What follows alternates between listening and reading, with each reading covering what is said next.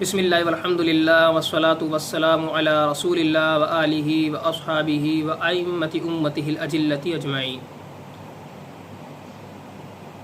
ہم روزے کے مسائل کی دوسری قسط کا آغاز کر رہے ہیں۔ پہلی قسط تو گزر چکی ہے جس میں چند مسائل تھے، ان کا جوابات میں نے آپ کو دیے تھے قرآن و حدیث سے۔ تو آج بھی چند مسائل ہمارے پاس موجود ہیں، چند سوالات ہیں جن کے جوابات انشاءاللہ ہم آپ کو دیں گے قرآن و حدیث کے مطابق۔ اور پہلی قسم میں ہی میں نے اس بات کا تذکرہ کیا تھا کہ وہ چیزیں جن سے روزہ نہیں ٹوٹتا اس کو بھی ہمیں جان لینا ضروری ہے، کیونکہ بعض مرتبہ وہ چیزیں حالت روزہ میں پائی جا رہی ہوتی ہیں اور ہم یہ سمجھتے ہیں کہ اس سے روزہ ٹوٹ گیا، حالانکہ اس سے روزہ نہیں ٹوٹتا۔ پھر ہم خود اس روزے کو توڑ دیتے ہیں تو پھر روزہ ٹوٹ جاتا ہے۔ تو وہ غلط فہمی میں روزہ ٹوٹ جاتا ہے، ہم سمجھ رہے ہوتے ہیں روزہ ٹوٹ گیا لیکن وہ ٹوٹتا نہیں ہے۔ تو وہ چیزیں بھی جان لینا ضروری ہے جن سے روزہ نہیں ٹوٹتا۔ تو اسی سے متعلق چند سوالات آج بھی ہمارے پاس ہیں جن کے جوابات انشاءاللہ ہم قرآن و حدیث کے مطابق دیں گے۔ تو پہلا سوال یہ ہے کہ کیا سرما لگانے سے روزہ ٹوٹ جاتا ہے؟ یہ سوالات ہوتے ہیں اس حوالے سے کہ سرما لگانے سے، اور بعض لوگ کاجل لگاتے ہیں تو کاجل لگانے سے روزہ ٹوٹ جاتا ہے۔ تو صحیح بات اس میں یہی ہے کہ سرما لگانے اور کاجل لگانے سے روزہ نہیں ٹوٹتا۔ بعض اوقات ایسا بھی ہوتا ہے کہ سرما لگاتے ہیں آنکھوں میں تو اس کا ذائقہ گلے میں، حلق میں محسوس ہوتا ہے، تو اس سے بھی روزہ نہیں ٹوٹتا، چاہے وہ کاجل کی صورت میں ہو یا سرما لگانے کی صورت میں ہو۔ اس کی وجہ یہ ہے کہ قرآن و حدیث میں ایسی کوئی دلیل نہیں پائی جاتی جو اس سے روزے کے ٹوٹ جانے پر دلالت کرتی ہو، اور اسے انسان جو ہے وہ سرمے کو یا کاجل کو بطور غذا کے استعمال نہیں کرتے، تزین کے لیے استعمال کیا جاتا ہے۔ اگر وہ حلق میں چلا بھی گیا تو اس سے روزہ نہیں ٹوٹتا، کیونکہ روزہ ٹوٹتا ہے اس کھانے سے، اس چیز کو کھانے سے جسے انسان بطور غذا کے کھاتا ہو۔ دوسرا سوال یہ ہے کہ کیا مقعد میں پانی چڑھ جانے سے روزہ ٹوٹ جاتا ہے؟ اس حوالے سے بھی بات ہوتی ہے کہ کہا جاتا ہے کہ اگر کوئی قضاء حاجت کے بعد استنجا کر رہا ہے، پاکی حاصل کر رہا ہے، تو مبالغہ کر کے پاکی حاصل نہ کریں، یعنی زور لگا کے پاکی حاصل نہ کریں، کیونکہ اگر وہ زور لگا کے وہ دھوئے گا تو وہ پانی جو ہے وہ اندر چڑھ جائے گا، تو اس سے پھر وہ روزہ ٹوٹ جائے گا۔ تو یہ بات بھی صحیح نہیں ہے، کیونکہ اس سے روزہ ٹوٹ جاتا ہے، اس پر قرآن و حدیث سے کوئی دلیل نہیں پائی جاتی ہے، یہ ایک رائے ہے بس کہ روزہ ٹوٹ جاتا ہے۔ مبالغہ کرنے سے بھی روزہ نہیں ٹوٹتا، اس طرح سے بھی اگر استنجا کریں تو، لیکن کرنا نہیں چاہیے، بہتر نہیں ہے، عام حالت میں بھی اس طرح نہیں کرنا چاہیے، اور لیکن روزہ تو ہر صورت میں نہیں ٹوٹے گا، کیونکہ یہ اس پر کوئی دلیل نہیں پائی جاتی قرآن و حدیث۔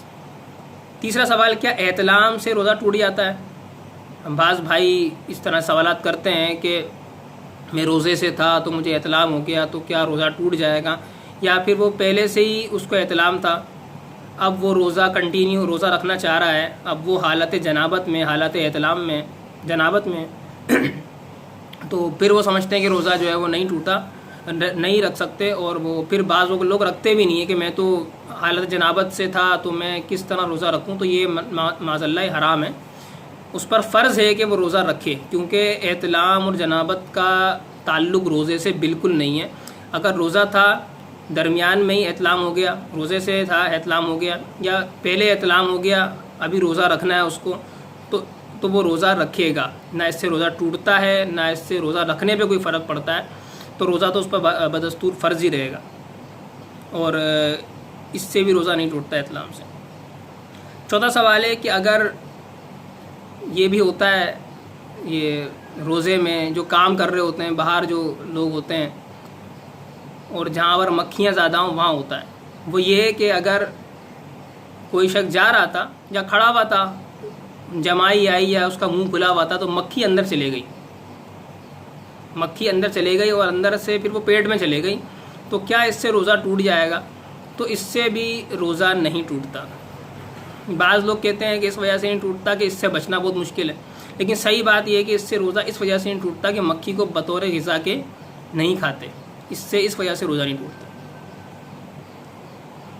پانچواں سوال، کیا بوسہ لینے سے یا ناجائز طور پر چھونے سے روزہ ٹوٹ جاتا ہے؟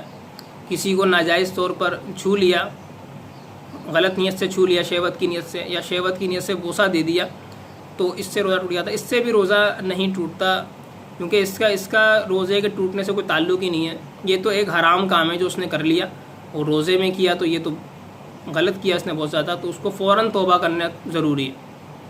لیکن روزہ نہیں ٹوٹتا ان چیزوں سے۔ ایسا نہیں ہے کہ وہ بوسہ لیا اگر کسی کا، پھر سمجھا روزہ ٹوٹ گیا تو توڑ دے روزے کو، نعوذ باللہ، یہ ایک اور حرام کام کر رہا ہے وہ۔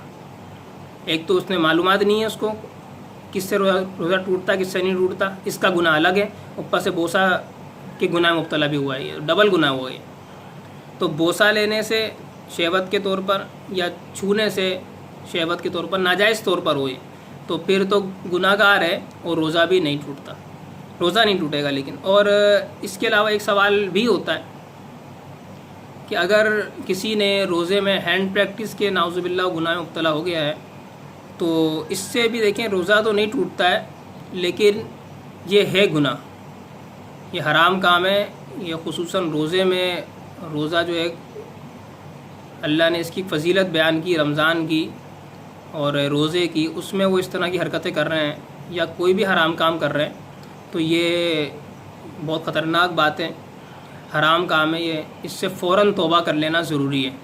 لیکن روزہ نہیں ٹوٹتا ہے، فوراً توبہ کرنا ضروری ہے۔ بعض تو کہتے ہیں اس سے بھی روزہ ٹوٹ جاتا ہے، لیکن روزہ نہیں ٹوٹتا ہے، اور اس سے فوراً توبہ کر لینا ضروری ہے۔